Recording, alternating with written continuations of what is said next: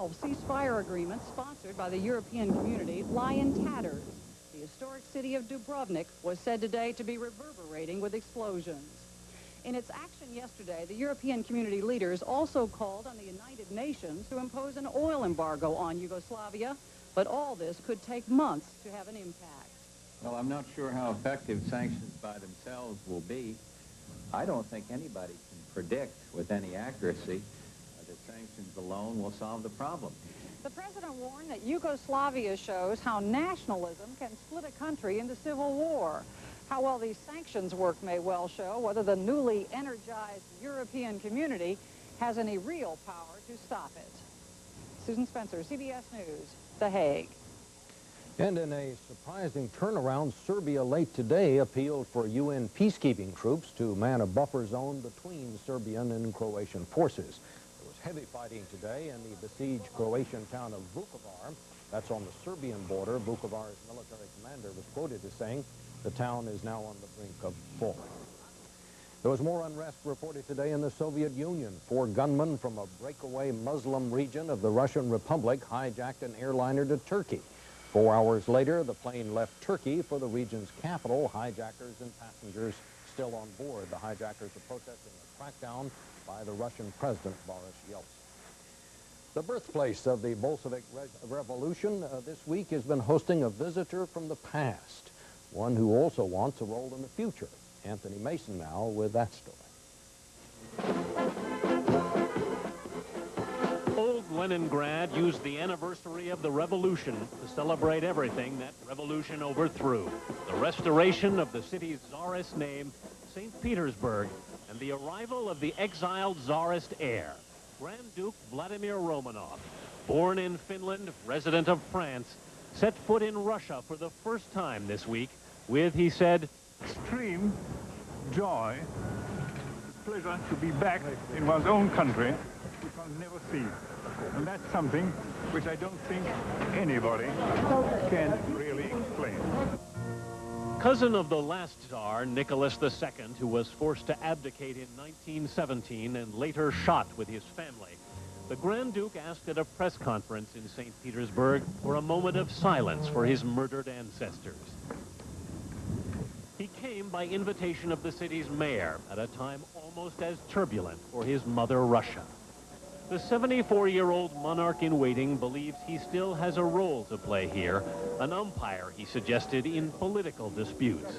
But many people in St. Petersburg who spent their holiday weekend waiting in food lines didn't have much use for another czar. He has the right to come and see his motherland, she says. Let him come, he says, but it's not going to help. Still, some could not help craning their necks for a glimpse of this curiosity called the Grand Duke.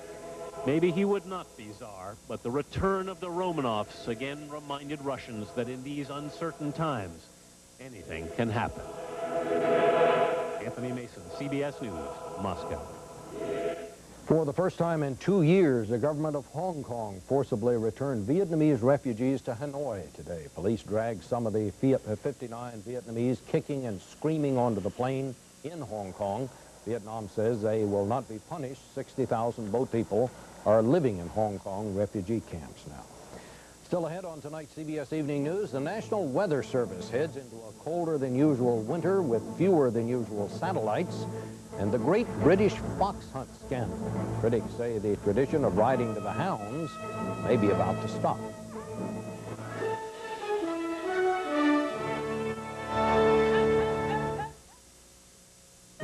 All across America, people are throwing in the towel. The scrub brush, the rubber gloves, and refusing to wash all their dishes before they wash their dishes. They're turning off their faucets and turning on the Maytag Jet Clean dishwasher that scrubs with 47 powerful jets, filters, then disposes. It's made to get dishes clean, no strings attached. Or a repairman. The Jet Clean dishwasher from Maytag, the dependability people. He's back. This time we get it. STP gas treatment. Cleans intake valves and fuel injectors to help engines run better. STP, the edge. Hey, I give up. What's with all the exercise? Oh, I just want to let everyone know that Sunsweet prune juice isn't just a delicious change of pace. Oh, well, that explains it. Sunsweet's a great natural source of energy. Good. You're gonna need it. Thank you. Dean Witter believed in priorities. Know why your clients are saving. Know why they're investing. Okay, come on, folks. At some point, it's college. Later on, retirement. But Dean Witter knows that often the highest priorities are all the things that happen in between. Is there anything else you want? Just the first dance. There are many ways to measure success. We measure success one investor at a time. Basketball legend Magic Johnson has launched his new career as an AIDS activist, and virtually overnight he has raised public awareness about the disease like no one before him. Jim Stewart now with more.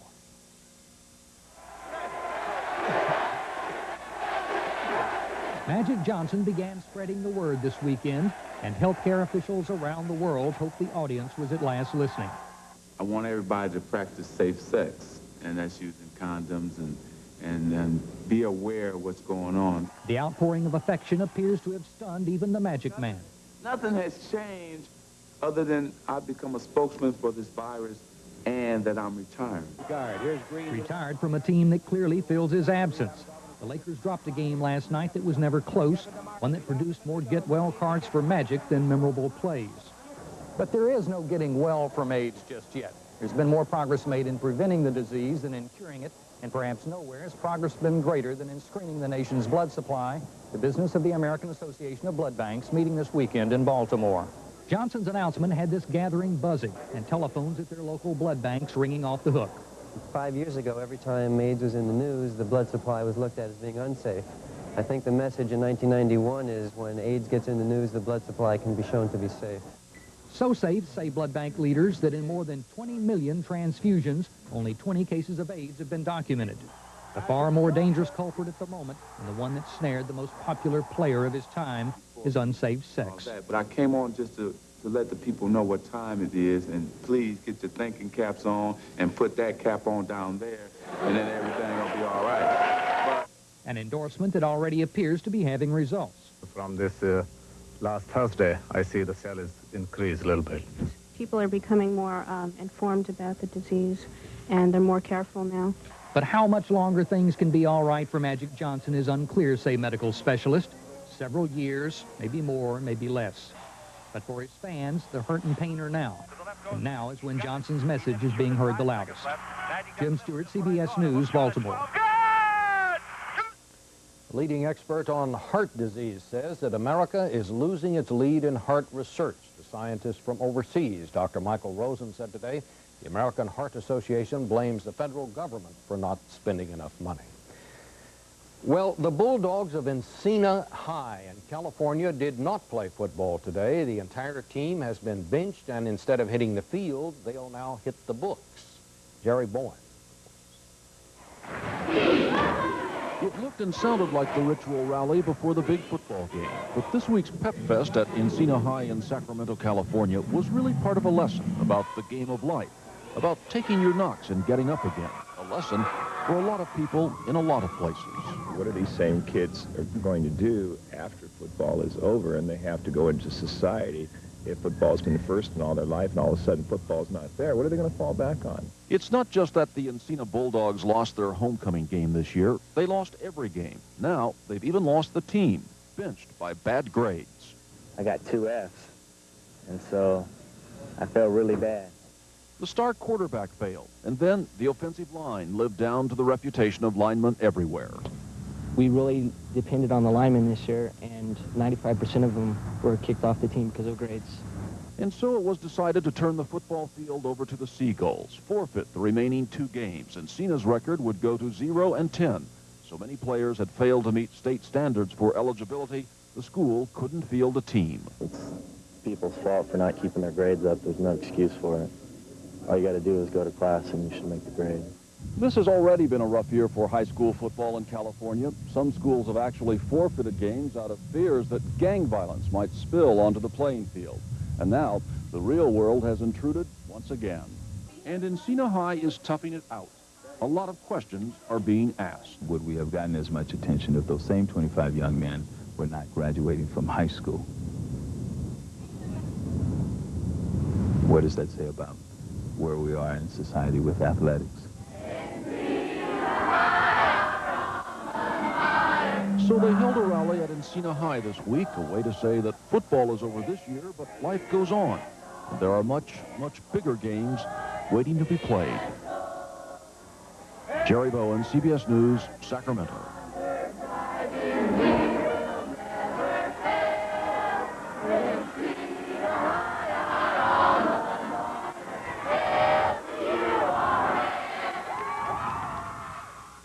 Food editor Alan Halfrecht. So you've been reading about saturated fat, and you'd like to know once and for all which type of cooking oil is lowest in saturated fat.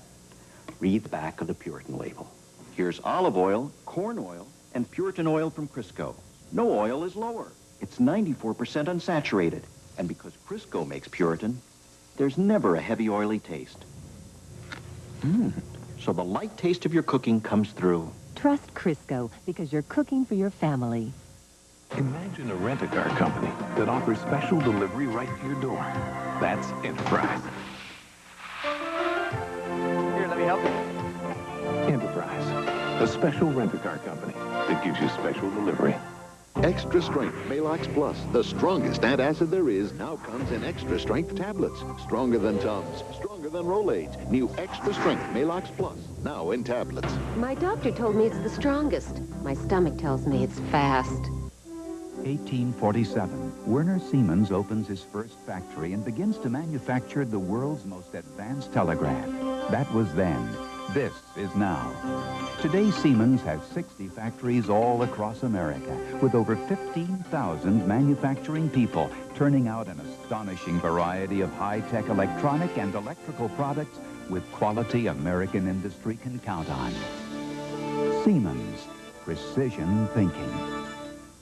I'm Charles Carroll. Judges in America are mostly male and white. Is that a proper state of affairs? We'll look into that question and others this Sunday morning.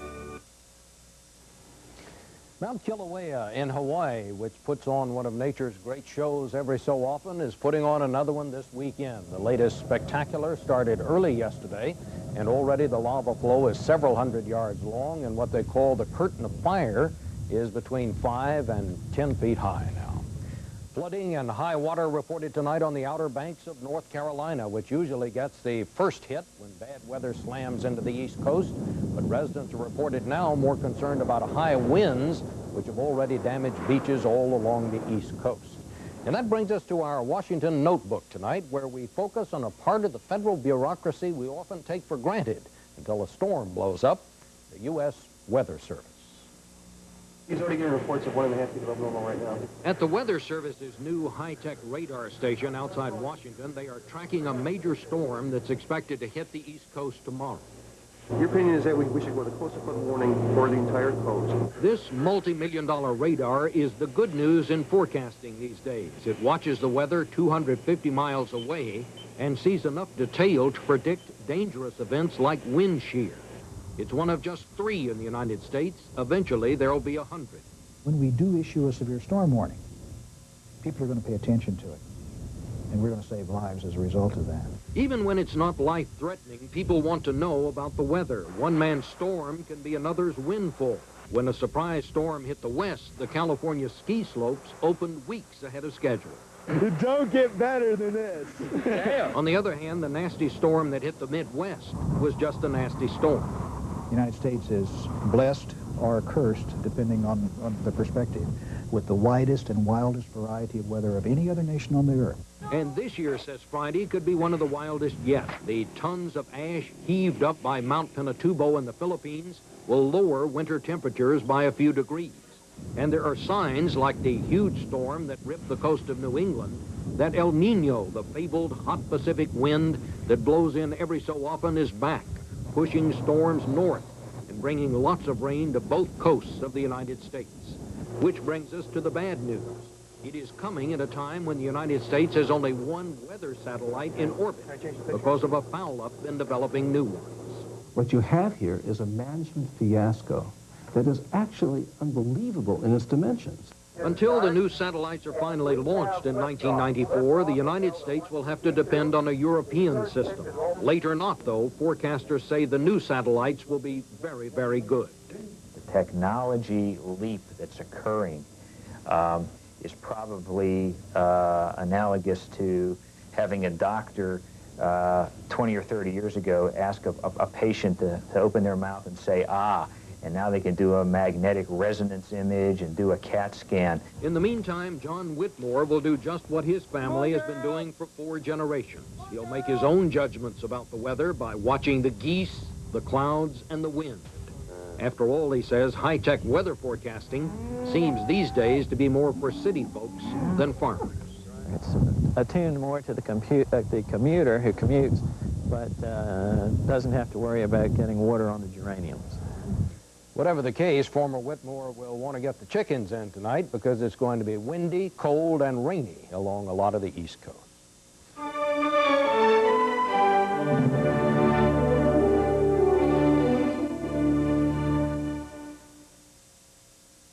Once again, Buick is raising the banner for quality in America.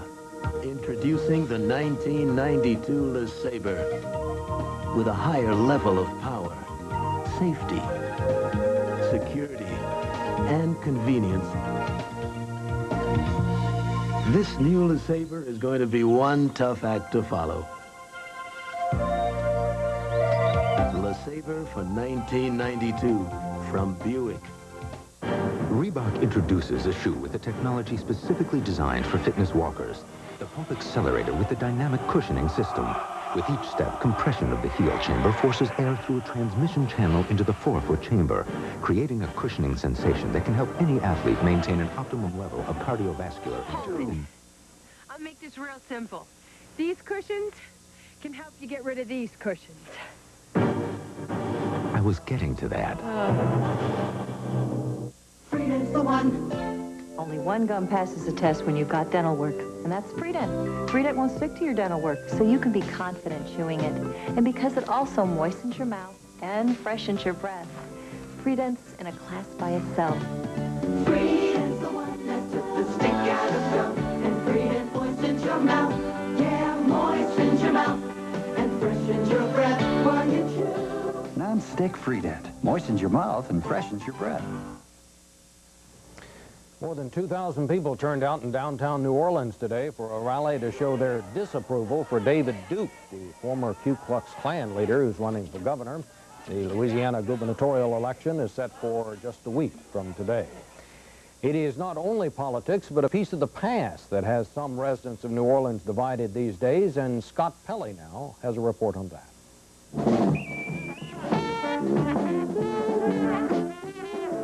The traditional harmonies of life in New Orleans are being disrupted these days by a battle as old as the Civil War. It's an ugly racial fight over an old stone monument to white rule. We're not racist. All we want is justice, that's all. And justice is the restoration of this monument. The 3-story obelisk celebrates the White League, a group that forcibly overthrew Louisiana's Reconstruction government and installed an all-white regime. The coup lasted only a few days before federal troops came in. The monument on a corner near historic Canal Street was removed 2 years ago during a federal renovation project. Now, federal and state bureaucrats say the 100-year-old statue is historic and must be put back. Whether you agree or not with the politics of the day, what occurred was a major social upheaval. Consequently, it is of historic value. It should be preserved. I compare it to a monument commemorating Nazism in Germany. You know, it's just an inappropriate symbol in this day and time. In this city that is 62% black, the surprisingly successful candidacy of David Duke for governor had already resurrected old fears of racism. Now the monument issue has divided this community even further. The white people are losing all their rights. We're losing all our heritage.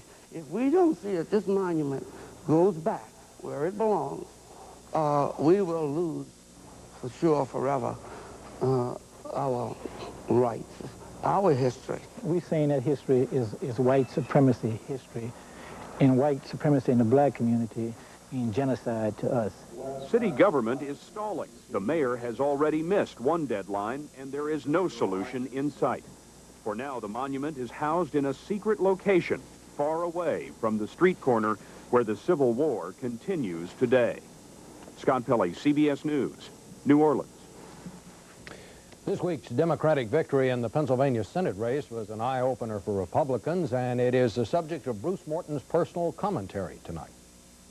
Analysts look at local election results and discover national trends and great meanings crouched shyly amidst the numbers. Sometimes the analysts look too hard. This week, they looked at Harris Wofford's Pennsylvania Senate victory over Richard Thornburgh and decided the voters were sending President Bush a message. Maybe, but Pennsylvanians know Thornburgh pretty well, and watching him change from their one-time centrist governor to George Bush's increasingly conservative attorney general, they may have decided he was a politician of more ambition than principle, and that they didn't like him. As simple as that. On the other hand, Wofford, the Democratic winner, clearly did some things right. First and foremost, he based his campaign on an appeal to the middle class on issues like health care and jobs. The Democrats have always done best when they could appeal to the middle class, to the idea that every American deserves an even start in life, a GI Bill so that non-rich kids could go to college, VA loans so that average folks could own a home, and so on. They've done less well when they were seen as appealing to specific groups, and even worse when Republicans could add racial fear to that mix, as with hiring quotas or the idea that welfare cheats, them, are victimizing the middle class, us. Wofford spoke to a middle class worried about the economy, about the future, fearful that the president is spending too much time abroad. Those worries are real, but whether the middle class voters think any Democrat could do any better is another question. Bruce Morton, CBS News, Washington.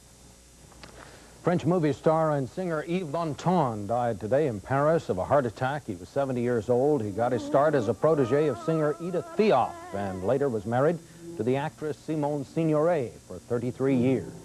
The 1960 musical with Marilyn Monroe, Let's Make Love, and Z in the 1970s were Montand's best-known films in this country, but he was also known here and in Europe as a cabaret entertainer.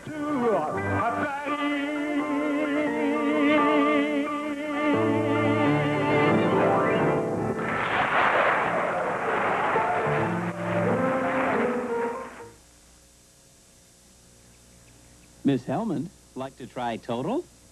I always wake up with my Special K. I'd never cheat. Hope you're hungry. I can never get enough. Good, because you have to eat almost 3 bowls of Special K to get all the vitamins and minerals in 1 bowl of Total. 3 bowls? It's just me here. Whole grain Total has 100% of a day's supply of 12 vitamins and minerals. Takes almost 3 bowls of Special K for that. Total's got what it takes. Total, 1 bowl, 100%. Ford Motor Company profiles in quality, employee involvement. If they're working together, you'll do a better job. I said that back in '82, and the quality of our cars and trucks is proof that it's working today. Money alone won't build quality cars. You've got to have better designs. Better designs don't mean a thing, unless engineering can live up to the designs. Engineering works only when everyone is committed to quality. Our goal is to build the highest quality cars and trucks in the world. At Ford, quality is job one. Our dentist gave us a reason to switch toothpaste. Baking soda. He recommended it for healthier teeth and gums. 2 out of 3 dentists recommend baking soda for healthier teeth and gums. And only one major toothpaste has it. Arm & Hammer Dental Care, the baking soda toothpaste with fluoride. It leaves your whole mouth feeling clean. So maybe you should switch to Arm & Hammer Dental Care, too. I mean, after all, it's got baking soda, recommended by 2 out of 3 dentists, and no other major toothpaste has it. And try the fresh mint taste of Arm & Hammer Dental Care Gel.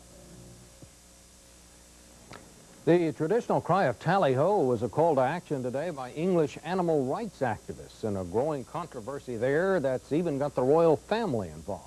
Martha Teichner now with a report.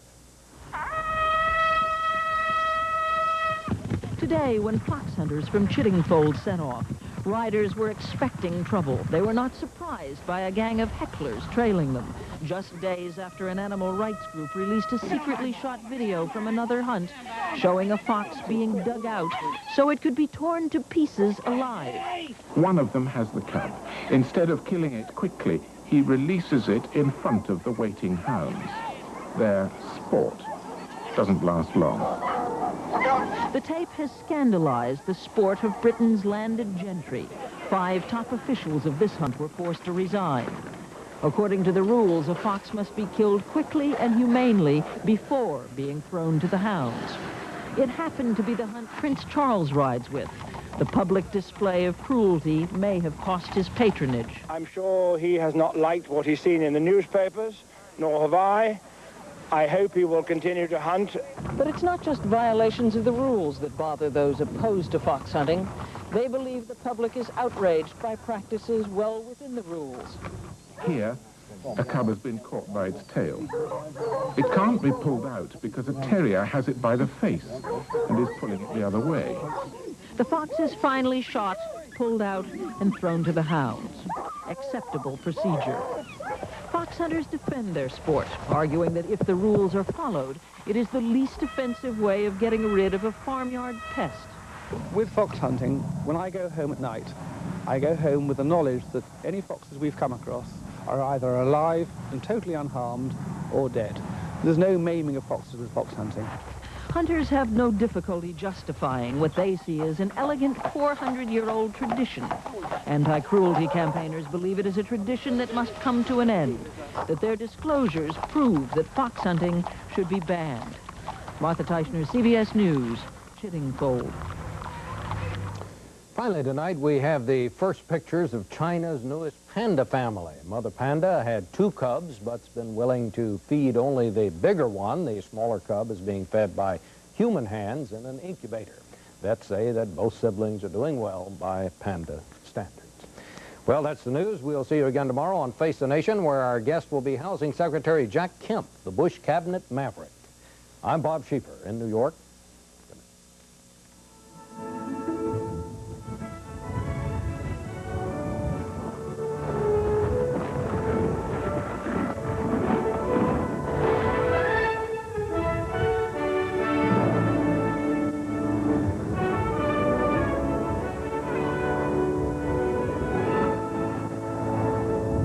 I wish it were the weekend. Kicking back, watching the Niners-Saints. Niners needing a win, Yeah. Saints leading their division. Oh, This meeting is eternal.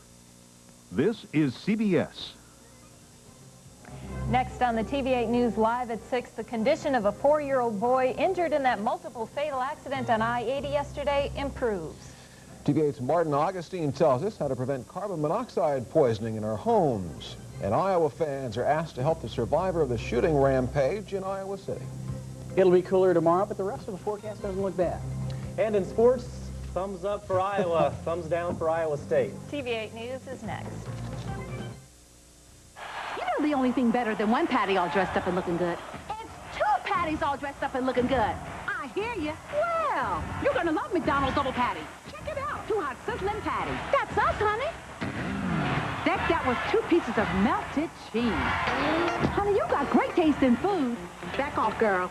This is mine. The double patty, just 99 cents. There's more for your money at McDonald's today. Hawkeye Truck Equipment brings you the snow blade of the future today. The Meyer Max Super Blade, made of super strong polymers. Meyer Max blades are tougher than steel. They withstand sub-zero temperatures better, never rust, and are super slippery. That means big fuel savings and less wear and tear on your vehicle. The new Meyer Easy Mount installs in minutes and pulls off quickly, leaving the front of your vehicle clean and neat. Meyer also offers a full line of spreaders. Buy any new complete Meyer snowplow before March 1st and get a vacation. See the complete line of Meyer products at Hawkeye Truck Equipment. For suspension or alignment, we use top technology to diagnose the problem and top technicians to fix it. Nobody beats Midas. Nobody.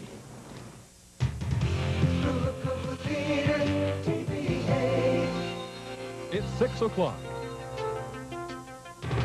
And now from TV8, Iowa's news leader, Steve Oswald, Sarah Jarvis, Steve Carlin with weather, and Jeff Johnson sports. This is TV8 News, live at 6. Good evening, and thanks for joining us. 4 people are now dead in that last evening accident on I-80, and others remain hospitalized. 4 members of a Louisiana family are dead. A 5th has been released from the hospital this afternoon. 4-year-old Stephen Sitton is the only survivor in his family. He left Des Moines with his grandparents a few hours ago. The Iowa State Patrol says that 25-year-old Gene Kuntz of Ames drove his van a half-mile in the median before going the wrong way on the interstate for at least another half-mile. It ended as he allegedly hit the sitting van head-on, and then a semi-truck hit the two vans. The truck's trailer swerved and pushed the sitting van into a guardrail. Trooper Neil Wellner says he still has to interview a lot of witnesses and solve some unanswered questions. Charges are pending in the case. Gene Kuntz may have been suffering from some sort of medical condition leading up to the crash. Kuntz remains in serious condition tonight. 4-year-old Stephen Sitton's grandfather says he's set up a fund for the child. The contributions can be sent in his name to Route 2, Box 353, Lowell, Arkansas. The Iowa State Patrol says it will continue its investigation. The Polk County Medical Examiner says a man found in Greenwood Park Thursday was not a victim of foul play. Dr. R.C. Wooters says 32-year-old Joel Egan died of exposure and a head injury from a fall. Wooters say tests show Eggins was intoxicated before he died. Some boys sledding in the park Thursday found Eggins' frozen body in a ravine. Police say Eggins was somewhat of a transient and had a problem with alcohol. Homicide has been ruled out. A tragedy last night in Chicago could probably have been prevented. Carbon monoxide gas leaking from a faulty furnace is responsible for the deaths of a family of 10. As TV8's Martin Augustine now reports, a phone call to a furnace repair worker could end these kinds of accidents. The Chicago Fire Department's suspicions were confirmed shortly after the discovery of 10 bodies in this home. Deadly carbon monoxide gas escaping from a ruptured spot weld in the furnace flue pipe killed the entire family. The blower on the unit, it appears, has been recirculating the carbon monoxide back into the atmosphere, the environment in the house. Because carbon monoxide gas is odorless, the family had no idea it was being poisoned. This sad story only underscores just how crucial regular maintenance of furnaces and water heaters is. The smallest flaw can be deadly. They should check their furnace, check their operating appliances, gas appliances each year for safety. Basil Smith recently installed this gas furnace. He's careful to keep a close eye on the exhaust pipes and filters, usually cleaning the filters once a month. Though it may be inconvenient to constantly maintain his furnace, he knows it ensures its safety. If you don't do it, it plugs up, your furnace doesn't work. Furnaces must be serviced at least once a year, and the expense is nominal. Rarely is a service call more than $25. If your furnace is older, it may take more attention for it to be safe. If there's one thing gas and electric companies stress about furnaces, then it's very easy to prevent this kind of tragedy. Just a phone call a couple of times a year to have your furnace or water heater checked. About all it takes to prevent the kind of deadly accident that happened in Chicago from happening to you. Martin Augustine, TV8 News. Now, you can't smell carbon monoxide, but there are signals that it may be in your home. The most common symptom is a severe headache. If you suspect that you have a carbon monoxide leak, you need to contact your furnace service workers immediately. Folks attending the Iowa-Indiana football game in Iowa City were asked for a special donation at today's game. Fans in Iowa City were asked to donate money to a fund to help the only survivor of the shooting spree on the University of campus on November 1st. Mia Saison was working as a temporary secretary when she was shot by a former graduate student. The 23-year-old woman is in serious condition. Her family says she's paralyzed. The fund will help her family meet medical expenses, and if you'd like to help, you can send donations to the Saison Trust Fund at the Iowa State Bank and Trust Company, 102 South Clinton, Iowa City, Iowa, 52240. And still to come on tonight's TV8 News, Jill Lingwall with AIDS awareness on college campuses in light of Magic Johnson's announcement. And John Pascuzzi with a look at the people under the stairs. Stay with us.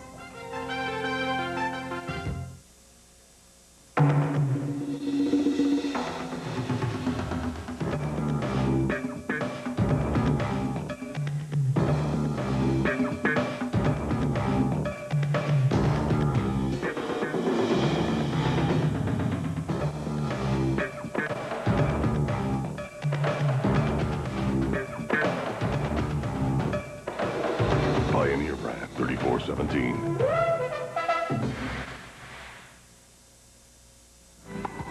We're on the court to fight cystic fibrosis. Saturday, November 16th, local celebrities and pros team up to be part of the new Ball in Town, an auction of fabulous trips and prizes, all to benefit cystic fibrosis. It's the #1 genetic killer of children today. Then on Sunday, come out and watch these teams square off at Racket Club West. It's fun, free, and open to the public. Join Holmes Murphy, American Airlines, and TV8 for the new ball in town. Together, we're going to hit a winner for CF. Tonight's TV8 News, live at 6, is being simulcast on KITR Radio in Creston, 101.3 on your FM dial. Basketball star Magic Johnson's announcement that he has tested positive for the AIDS virus has prompted a lot of interest in that deadly disease. AIDS experts say more than 1 in 500 college students carry the HIV virus and hope that college students will listen to Johnson's message of AIDS prevention. TV8's Jill Lingwall reports. Over the past few years, many Iowa universities have tried to educate students about the AIDS virus and the dangers of transmission through promiscuous and unprotected sex. Drake University has developed an AIDS task force to provide information for students. Regular education programs, and of course encouraging people to practice safe sex and to be real conscious about the kinds of things that they engage in. The university also has installed condom machines in some public bathrooms on campus. AIDS educators think most college students understand how the HIV virus is transmitted, but they say studies show that although a majority of college students are sexually active, less than 10% practice safe sex. My feeling is that students are very much aware of the disease, how it's transmitted. What I hear when I go to meetings with the health care committees on the campus is that I hear that students don't do what they know. It is around. I see it everywhere, you know. The awareness is around, but it is not being taken seriously. I think people, especially after they've been drinking, have a hard time making decisions based on consequences. It's like the next day you think about it. There's more awareness now than there used to be, but still I don't think that a lot of us understand the true detriment of the disease or what can happen. I think a lot of us still feel our youth and think that we can outlast anything. Some on the college campus say Magic Johnson's announcement this week may make the danger of AIDS hit closer to home for students. I think that in light of what's happened this week, that things are becoming more clear to us. Seeing a superstar who we thought would, was invincible and was always held up on a pedestal, now coming down once, it begins to shed light on what can actually happen to the normal people. Educators say exactly what impact Magic's announcement has on college students' behavior remains to be seen, but they say increased awareness and discussion are a positive step. Jill Lingwall, TV8 News. The ice storm that swept through the state just over a week ago still has some people in the dark. About 2,000 customers of rural electric cooperatives in Clarion, Hampton, Guthrie Center, and Jefferson are still without power. Groups hope to have most of the farm customers back online by tomorrow. A couple hundred utility customers in the Fort Dodge area also are still without electricity today. Freezing rain and high winds caused the utility lines and poles to go down in the first place. Well, if you're a horror movie fan, have we got a film for you? TV8's John Pascuzzi takes a look at the new flick, The People Under the Stairs, in this week's movie showcase. Here's John. You know, he's given us such films like Last House on the Left, The Hills Have Eyes, and the original Nightmare on Elm Street. He's writer-director Wes Craven, and his latest stab at terror is The People Under the Stairs. Now, it's the story of one boy's fight to try to save his inner-city family from being evicted by a cruel landlord. The boy, played by newcomer Brandon Adams, has a plan to save his family, but it takes him to the landlord's cellar where he finds more than he bargained for. He finds the people under the stairs. Who are you?